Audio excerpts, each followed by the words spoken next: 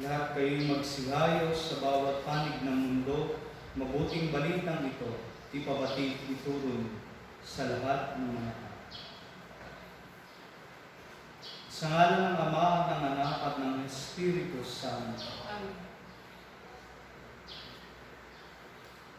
Sumainyo ang Panginoon. At sumayo. Mga kapatid, tinipon tayo bilang mga kaanib ng angka ng Diyos, kaya dumulog tayo sa maawaing Panginoong nagpapatawad ng Diyos.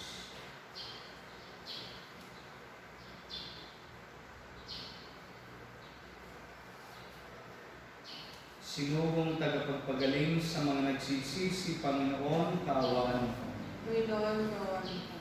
Dumating na tagapag-anyaya mga makasalanan magsisi, Kristo, kaawaan mo. Kristo, kawan kami. Nakaluglo ka sa kanan ng Diyos Ama para ipamagitan kami, Panginoon, kaawaan mo. Panginoon, kawan. Kaawaan tayo ng makapangyarihang Diyos, patawarin tayo sa ating mga kasalanan, at patnubayan tayo sa buhay na walang hanggan. Amen. Papuri sa Diyos sa kaitaasan at sa lupa'y kapayapaan. Sa mga taong kinalulugdan mo, pinupuri ka namin, dinarangal ka namin, sinasamba ka namin, ipinagbubunyi ka namin, pinasasalamatan ka namin, dahil sa dakila mong aking kapurihan. Panginoong Diyos, Hari ng Langit, Diyos sa mga makapangyarihan sa lahat. Panginoong Hesukristo, bugtong na anak, Panginoong Diyos, Kordero ng Diyos, anak ng anak. Ikaw na nag-aalis sa mga kasalanan ng sanlibutan, maawa ka sa amin.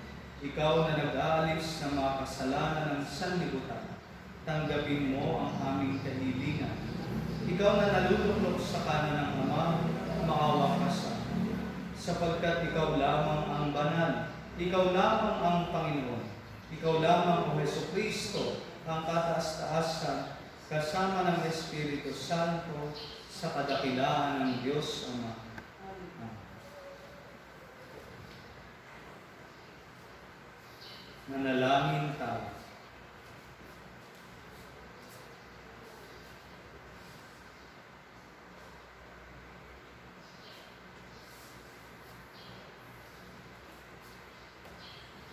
Ama naming makapangyarihan, iyong idinangal si San Marcos na naging tagapaghatid ng mabuting balita sa iyong kagandahang loob. Hiniling namin kami sana'y umunlad sa pagkakaroon ng kanyang kaalaman upang ang mga yapak ni Kristo ay matapat naming masundan. Sa pamagitan din ni Hesukristo, kasama ng Espiritu Santo, magpasawalang hanggan. Pagbasa mula sa unang sulat ni Apostol San Pedro. Mga pinakamamahal, magpakababa kayong lahat at maglingkod sa isa't isa, ayon sa nasusulat. Kinamumuhian ng Diyos ang palalo at tinalulugdan niya ang mababang loob. Kaya nga, pasakop kayo sa kapangyarihan ng Diyos at dadakilain niya kayo pagdating ng takdang panahon. Ipagkatiwala ninyo sa Kanya ang inyong kabalisahan, sapagkat Siya ang pumupupup sa inyo. Humanda kayo at magbantay. Ang diablo na kaaway ninyo ay parang gayong umaatungan at aali-aligid na humahanap ng masisira. Labanan ninyo siya at magpakatatag kayo sa inyong pananalig sa Diyos. Tulad ng alam ninyo, hindi lamang kayo ang nagtitiis ng ganitong kahirapan, kundi pati ang inyong mga kapatid sa buong daigdig. Pagkatapos ninyo magtiis ng maikling panahon, ang Diyos na bukal ng lahat ng pagpapala ang siyang magbibigay sa inyo ng kaganapan, katatagan at isang saligang matibay at di matitinag. Siya rin ang humirang sa inyo upang makihati kayo sa kanyang walang hanggang kalwalhatian, kasama ni Kristo. Sa Kanya, ang kapangyarihan magpakailanman. Amen. Sinulatan ko kayo sa tulong ni Silvano, isa nating kapatid na lubos kong pinagtitiwalaan. Sa pamagitan ng maikling sulat na ito, ay nais kong palakasin ang inyong loob at patunayan sa inyo na ito nga ang tunay na kaloob ng Diyos. Manatili kayo sa biyayang ito. Kinukumusta kayo ng mga kapatid na nasa Babylonia, mga hirang na pares ninyo. Kinukumusta rin kayo ni Marcos, ang mahal kong anak sa pananampalataya. Buong giliw kayong magbatean bilang magkakapatid kay Kristo. Ang kapayapaan ay sumainyong lahat, mga tagasunod ni Kristo. Ang salita ng Diyos. Salamat sa Diyos. Pag-ibig mong walang maliw ay lagi kong sasambitin. Pag-ibig mo walang mali ay lagi kong sasambitin. Pag-ibig mo, oo na di magmamaliw, ang satwitwinay aking aawitin. Ang katapatan mo'y laging sasambitin, iyong pag-ibig mo'y walang katapusan, sintatag ng langit ang iyong katapatan. Pag-ibig mo walang mali ay lagi kong sasambitin. Umawit silang nilikha sa langit, ang iyong ginawa'y siyang dinadali. Ang katapatan mo poon ay inaawit, sinong kaparis mo doon sa itaas? Walang iba, Diyos, na iyong katulad. Pag-ibig mo walang mali ay lagi kong sasambitin. Napalad ang taong sa iyo'y sumasamba, sa pagsamba nila'y inaawitan ka, at sa pag-ibig mo'y namumuhay sila. Sa buong maghapon ika'y pinupuri, ang katarungan mo'y siyang sinasabi. Pag-ibig mo walang mali ay lagi kong sasambitin. Aleluya, aleluya, ang ipinakong Mesiyas ay karunungan at lakas ng Diyos na tagapagligtas. Aleluya, aleluya. Sumainyo ang Panginoon. At sumainyo. Ang mabuting balita ng Panginoon ayon kay San Marcos. Noong panahong iyon, nagpakita si Jesus sa labing-isang alagad at sinabi niya sa kanila, "Humayo kayo sa buong sanlibutan at ipangaral ninyo sa lahat ang mabuting balita. Ang sumampalataya at mabinyagan ay maliligtas, ngunit ang hindi sumampalataya ay parurusahan. Ang mga sumasampalataya ay magtataglay ng ganitong tanda ng kapangyarihan. Sa pangalan ko'y magpapalaya sila ng mga demonyo at magsasalita ng ibang wika. Sila'y hindi maaano, dumampot man ng ahas o uminom ng lason, at gagaling ang mga may sakit na mapatungan ng kanilang kamay." Pagkatapos magsalita sa kanila, ang Panginoong Hesus ay iniakyat sa langit at lumuklok sa kanan ng Diyos. Pumayo nga ang mga alagad at nangaral sa lahat ng dako. Tinulungan sila ng Panginoon sa gawain ito. Pinatotohanan niya ang salitang kanilang ipinangangaral sa pamagitan ng kapangyarihang gumawa ng himala na ipinagkaloob niya sa kanila. Ang mabuting balita ng Panginoon. Pinupuri ka namin, Panginoon. Magandang umaga po sa ating lahat. Tayo ngayon ay nasa Sabado sa ikalawang linggo ng muling pagkabuhay. At sa araw na ito, sa ika-25 ng Abril, ay ating pong binugunita ang dakilang kapistahan ni San Marcos, ang isa sa mga 4 na ebanghelista ng ating Panginoong Diyos. Siya ang sumulat ng Ebanghelyo ni San Marcos. At konting background muna para sa ating ipinagdiriwang sa ngayon. Siya ang sumulat ng pinakamaikling ebanghelyo at tinataya ng simbahan na sa 4 na ebanghelista, siya ang unang sumulat ng talambuhay o ng mga ginawa ng ating Panginoong Hesus. At siya rin ay inaasahan na naging sekretary o kalihim ni San Pedro. Kaya nga doon sa ating unang pagbasa ay narinig natin na sa sulat ni San Pedro ay nandoon, ipinapahayag din niya yung pagbati niya kay San Marcos na itinuturing niyang anak, isang tagasunod ni Kristo. At si San Marcos ay naging tagasunod ni Kristo matapos ang kanyang pagpapakasakit, pagkamatay at muling pagkabuhay. Kaya nga, although si San Marcos ay walang first-hand experience kay Jesus, ay tinataya na siya naman ay puspos dahil ang kanyang kasama, higit sa lahat, ay ang ating unang leader ng simbahan, walang iba kung hindi si San Pedro. Kaya naman sa kanya niya nalaman, nalinang ang kanyang kaalaman at pagkakilala kay Jesus na ating Panginoong Diyos. At narinig natin sa ating ebanghelyo at sa mga pagbasa na maaari din natin masaksihan sa buhay ni San Marcos na siya rin panawagan malamang sa buhay natin sa ngayon sa bawat mananampalataya. Una ay ang lahat ng tagasunod ni Jesus ay mayroong dinaranas na pagsubok. Batid po natin na si San Marcos ang malamang nga ay unang sumulat ng Ebanghelyo tungkol sa ating Panginoong Jesus. At tinataya na ang kanyang sinulat, yung kanyang audience, o ito ay para patungkol sa mga Kristiyanong inuusig noong mga una pang panahon, nung bago pa lamang sumisibol ang pananampalatayang Kristiyano, sila ay inuusig. At kaya naman yung Ebanghelyo ni San Marcos ay patungkol sa mga taong ito. At dito ay maririnig natin kung papaano sa ating Ebanghelyo ay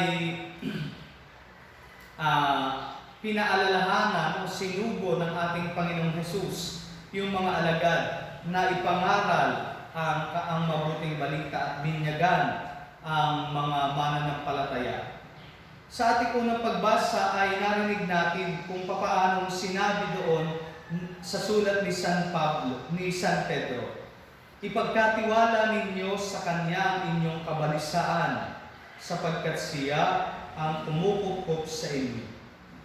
At sumunod doon na inanyayahan din tayong maging matatag dahil ang tukso ay para daw isang leon na naghahanap ng masisilo. Ipinapahayag dito na ang bawat apostol, gayon din ang mga tagasunod ni Kristo, ay daranas naturally ng pag-usig, ng problema. Kaya nga sinabi rin ni Jesus, malinaw sa ating Ebanghelyo, na ang sino mang susunod sa Kanya ay dapat talikuran ng kanyang sarili, handang batahin ang kanyang krus at sumunod sa Kanya. At ito ang pinapatungkulan noon, na during their time, sila ay inuusig, sila ay hindi tanggap. Kaya naman marami sa mga naniniwala kay Jesus ang inuusig at pinapatay din. Pero bagamat sa kabila ng pag-uusig ay napakaganda yung assurance na iniiwanan din ni Jesus sa kanyang mga tagasunod. Kaya nga, ito rin po yung maaari nating makita. Tayong mga mananampalataya sa panahon ngayon ay dumaranas din ng ganitong hirap in one way or another sa ating pakikibaka sa COVID-19. At gayon din, tayo ay pinapaalalahanan na ang paghihirap na ito, ang ating pagkabalisa sa araw-araw, ang ating hindi kasiguraduhan para sa bukas, ay inaanyayahan na itaas natin sa Panginoon. At ikalawang bagay na itinuturo sa atin sa buhay ni San Marcos, bagamat mayroong kinakaharap na pag-uusig at problema, pagsubok ang bawat tagasunod ni Kristo, sigurado tayong mayroong aasahan sa Panginoon. Naalala ko nga noong ako ay bata, malimit po akong utusan. Pero dahil sa aking masyadong kabibuhan, ay kalimitan pag ako inutusan, ako'y diretso na agad. At napapansin ko, maraming beses iyon, na pagdating ko sa tindahan, pagbili ko ay wala pala akong dalang pera. Kaya naman ako ibabalik pa sa amin at sasabihin ng aking nanay, bakit ka agad umalis? No? Hindi mo hinintay na bigyan kita ng pambili. No? Paano ka nga naman makakabili kung wala kang dalang pera? No? At alam niyo po mga kapatid, ito rin yung makikita natin sa ating ebanghelyo. Kung paano inatasan ni Jesus ang mga alagad na magturo at magpahayag ng mabuting balita, hindi niya sila iniwanan ng wala. Sinigurado niya na sila ay mayroong sapat na kakayahan at sapat na biyaya upang maisagawa ang kanyang mga plano. Kaya naman sa pagkatiwala ni Jesus ng misyon sa kanyang mga alagad, sinigurado niyang sila ay makapagpapatuloy ng misyong ito. Kaya nga narinig nating malinaw sa ating ebanghelyo na binigyan sila ni Jesus ng kapangyarihan, ng tanda. Sabi nga, magtataglay ng ganitong tanda ng kapangyarihan ang aking mga sinugo. Sa pangalan ko'y magpapalaya sila ng mga demonyo, magsasalita sa ibang wika, hindi sila maaano dumangkot man ng ahas o uminom ng laso. At ito ang assurance sa atin ng Diyos, mga kapatid, na tayo rin na nakakaranas ng ganitong pagsubok sa ngayon ay umasa na sapat ang biyaya ng Diyos. Pero hindi naman po ibig sabihin nito, mga kapatid, na tayo'y lalabas na, tayo'y hindi na susunod sa quarantine dahil sinabi at narinig sa natin na ang sinugo ng Diyos ay hindi maaano kahit uminom ng laso. Pero ito po yung panawagan sa atin, mga kapatid, na magkaroon tayo ng kaukulang paniniwala at pagsampalataya kay Jesus. Bagamat inaasahan pa rin sa atin na reason dictates na tayo ay sumunod sa mga panukala ng ating pamahalaan at simbahan. Dahil batid natin na ang sakit na ito ay hindi basta-basta. Sabi nga, lagi natin naririnig, nasa Diyos ang awa, nasa tao ang gawa. Nawa ay patuloy nating linangin yung ating pagtitiwala kay Jesus habang kaalinsabay nito yung ating pagsunod sa panukala ng pamahalaan at simbahan. Ang ating pananampalataya ay hindi kayang baliin ng anumang pagsubok dahil pinatatag na tayo ng biyaya ni Jesus. Pagpalain po tayo. Ipahayag natin ang Oratio Imperata.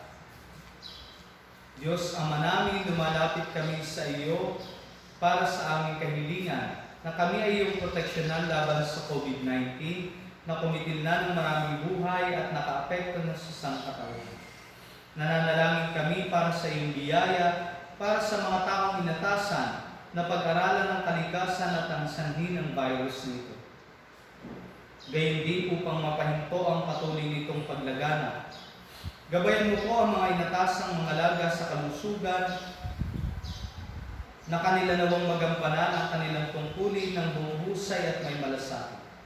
Gabayan mo po ang mga kawani ng pamahalaan at ang mga nasa pribadong institusyon sa kanilang paghahanap ng lunas upang masugpo ang pandemyang ito. Ipinapanalangin namin ang lahat ng mga naapektuhan.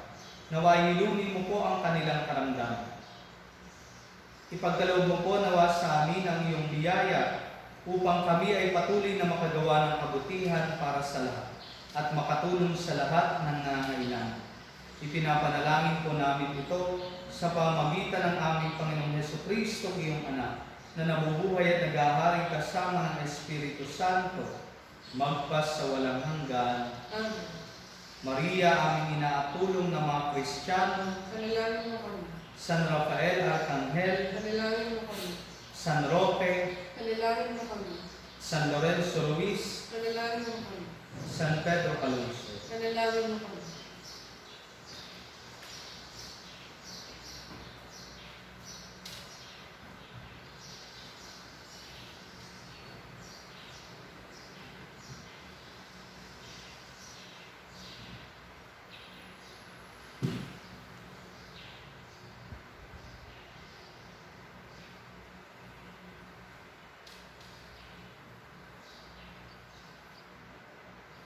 Kapuri-puri ka, Diyos sa mga lumikha sa sanlibutan, sa iyong kagandahan loob, narito ang aming mayaalay. Mula sa lupa at bunga ng aming paggawa, ang tinapay na ito para maging pagkain ng bibigay mo. Kapuri-puri po may kapal ngayon at kailanman.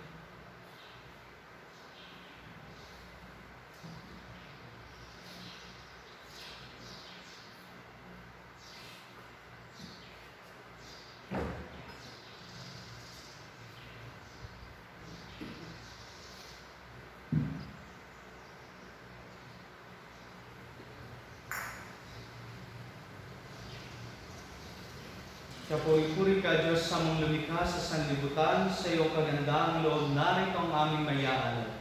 Mula sa katas ng ubas at bunga ng aming paggawa, ang alap na ito para maging iluming nagbibigay ng iyong Espiritu.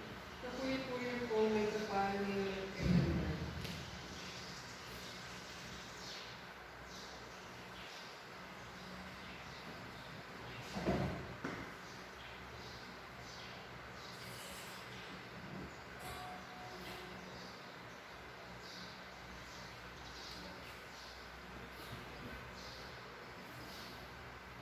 Manalangin kayo mga kapatid upang ang paghain natin ay kalugdan ng Diyos amang makapangyarihan. Nagkapinawa ng Panginoon itong pag-aayos sa iyong mga kamay, sa kapurihan niya at karamanan sa ating kapakilabangan at sa buong sambayanan niya naman.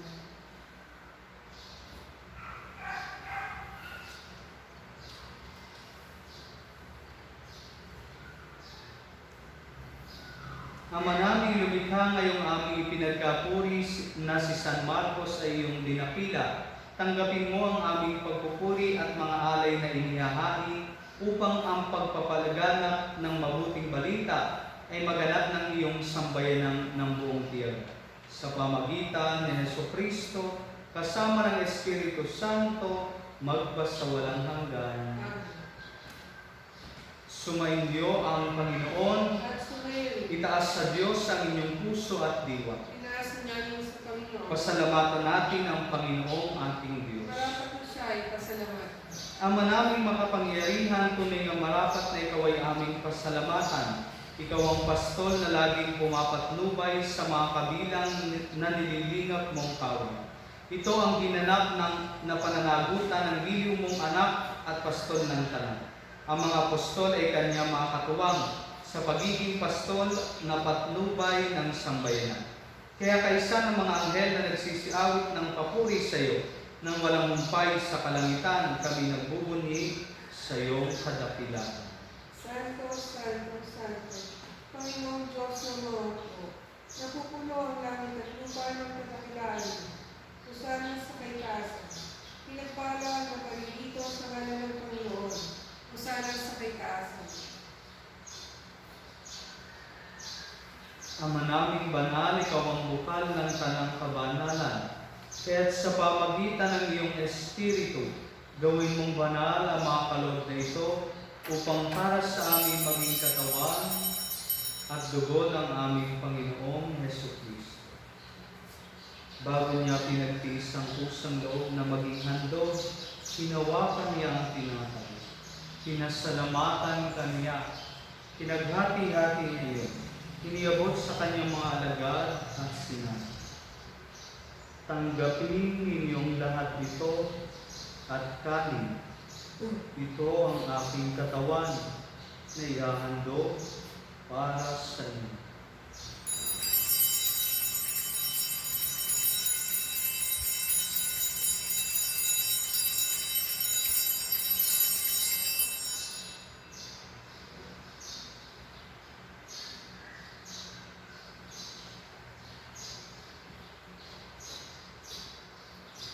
Gayun din naman nung matapos ang hapunan, hinawakan niya ang kalis. Muli kanyang pinasalamatan. Iniabot niya ang kalis sa kanyang mga alagad at sinabi, tanggapin ninyong lahat ito at inumin. Ito ang kalis ng aking dugo, ng bago at walang hanggang tipan. Ang aking dugo na ibubuhos para sa inyo at para sa lahat, sa ikapagpapatawad ng mga kasalanan. Gawin ninyo ito sa pag-alaala sa akin.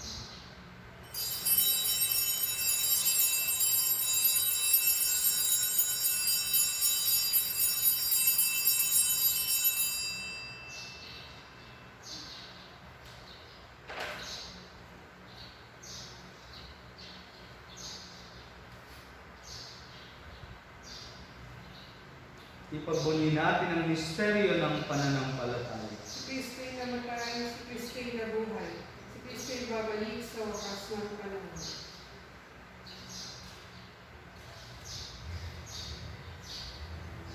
Ama, ginagawa namin ngayon ang pag-alala sa pagkamatay at muling pagkabuhay ng iyong anak, kaya tiniaalay namin sa iyo ang tinapay na nagbibigay buhay at ang kalis na nagkakaloob ng kaligtasan.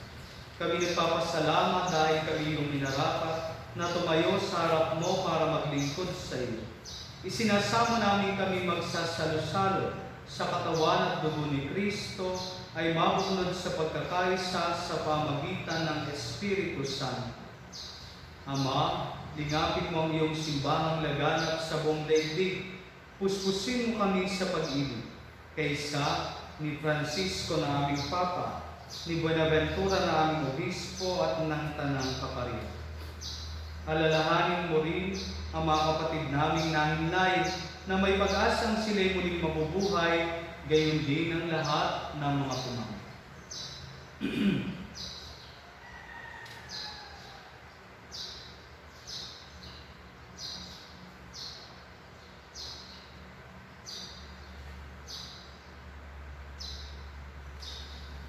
Kawan mo sila at patuloyin sa iyong kaliwanagan.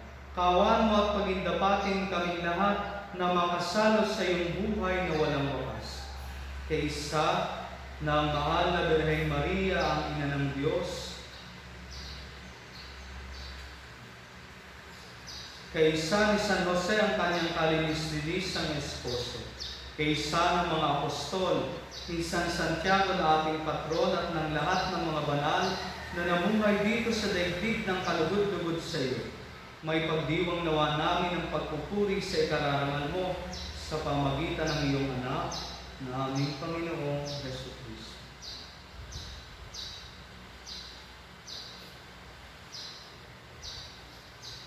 Sa pamagitan ni Kristo, kasama niya at sa Kanya, ang lahat ng parangal at papuri ay sa iyo, Diyos amang makapangyarihan, kasama ng Espiritu Santo, magpasawalang hanggan. Amen. Sa tagubili ng mga nakagagaling na utos at turo ni Jesus na Panginoon natin at Diyos, ipahayag natin ang lakas loob. Ama namin na sumasalangit, sambahin ang atin, mapasaamin ang kaharian, sundin ang loob sa lupa para ng sa langit. Bigyan mo kami ngayon ng aming kakanin sa araw-araw, at patawarin mo kami sa aming mga sala, para ng pagpapatawad namin sa nagkakasala sa amin. At huwag mo kami ikaligulo sa tukso, at lagyan mo kami sa lahat ng masama. Inihiling namin kami iadya sa lahat ng masama, pagkalooban ng kapayapaan araw-araw, iligtas sa kasalanan at ilayo sa lahat ng kapamakan. Samantalang aming pinananabikan ang dakilang araw ng pagpapahayag ng tagapagligtas namin sa Jesucristo. Sapagkat iyo ang kaharian, ang kapangyarihan, at ang kapurihan, magpakailanman. Amen. Panginoong Jesucristo, sinabi mo sa iyong mga apostol, kapayapaan ang iniiwan ko sa inyo. Ang aking kapayapaan ang ibinibigay ko sa inyo. Tunghayan mo ang aming pananampalataya at huwag ang aming mga pagkakasala. Pagkalooban mo kami ng kapayapaan at pagkakaisa ayon sa iyong kalooban. Kasama ng Espiritu Santo, magpasawalang hanggan. Amen. Ang kapayapaan ng Panginoon ay laging sumainyo. At sumayon. Magbigayan kayo ng kapayapaan sa isa't isa.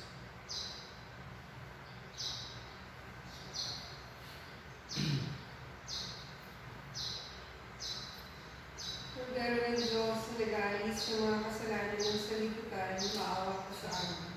Kordero ng Diyos na nag-aalis sa mga kasalanan ng sanlibutan, maawa ko sa amin. Kordero ng Diyos na nag-aalis sa mga kasalanan ng sanlibutan, ipagkaloob mo sa amin ang kapayapaan.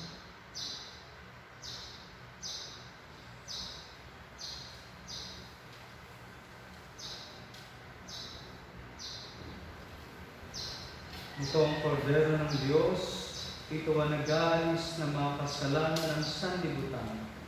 Mapalad ang mga inanayahan sa kanyang tubig.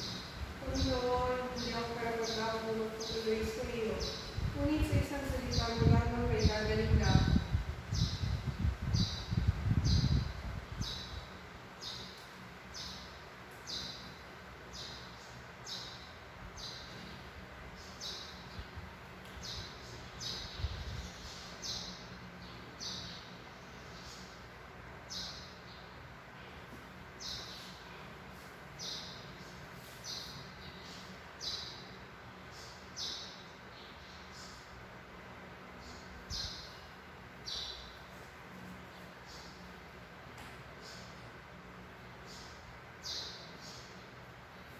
Palaging kasama ako, palaging kapiling ninyo.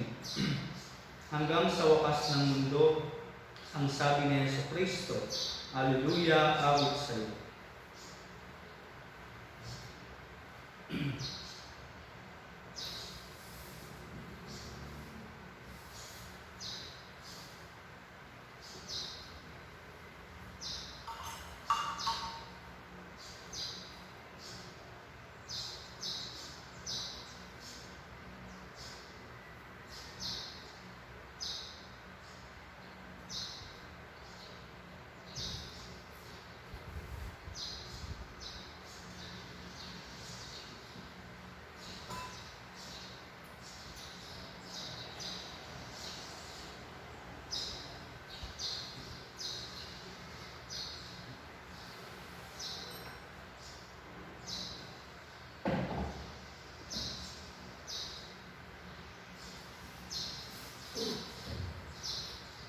Manalangin tayo.